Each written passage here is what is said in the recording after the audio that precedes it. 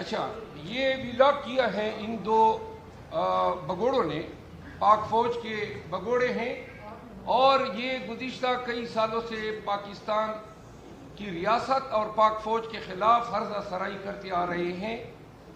9 مئی کے واقعات کے بعد اور 9 مئی کو ان میں سے ایک شخص عادل راجہ نے میراتھن لائیو ٹرانسمیشن کی تھی اور پاکستان تحریک انصاف کے ورکر کو یہ گمان دینے جا رہا ہے کہ گویا وہ پاکستان تحریک انصاف کا سمپیتائزر ہے۔ جو انہوں نے گزشتہ روز ولاگ کیے ہیں اور جو زبان انہوں نے استعمال کی ہے وہ ان لوگوں کے والدین کی تربیت کی عکاسی کرتی ہے۔ میں نے پاک فوج زندہ باد اور شہدائے پاک فوج زندہ باد کے نعرے پی ٹی آئی کے کنونشن میں لگائے تھے، کیونکہ یہ خان کا بیانیہ ہے۔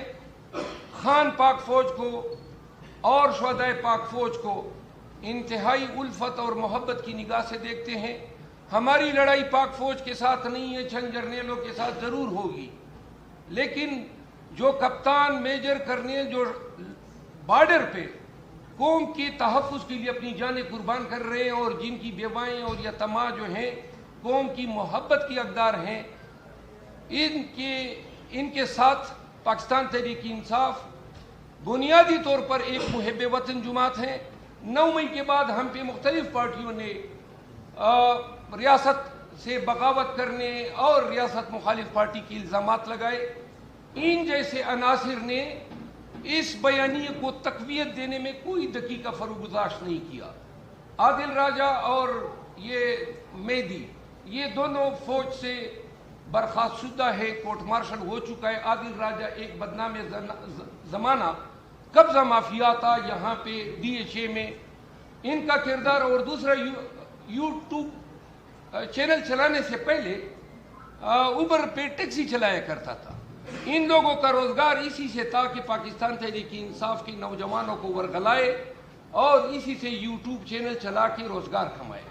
میں پاکستان تحریک انصاف کے تمام نوجوانوں کو یہ کہنا چاہتا ہوں، یہ دونوں رانگ نمبر ہیں، یہ ہماری پارٹی کو بدنام کر رہے ہیں، ہماری پارٹی کا ان سے کوئی لینا دینا نہیں ہے۔ ہم قانونی دائرے کے اندر ریاست پاکستان اور حکومت پاکستان کے خلاف اپنی جدوجہد قانونی دائرے میں کر رہے ہیں۔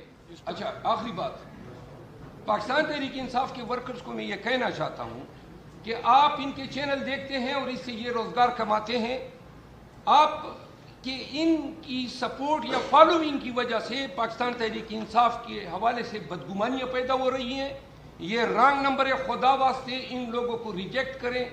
میں اپنی سوشل میڈیا اور P T I social media کو یہ کہنا چاہتا ہوں کہ ان کے بدنما چہرے جو ہیں وہ قوم کے سامنے لائیں تاکہ پاکستان تحریک انصاف کے ورکرز اور فالوور جو ہیں وہ ان کو رد کر دیں۔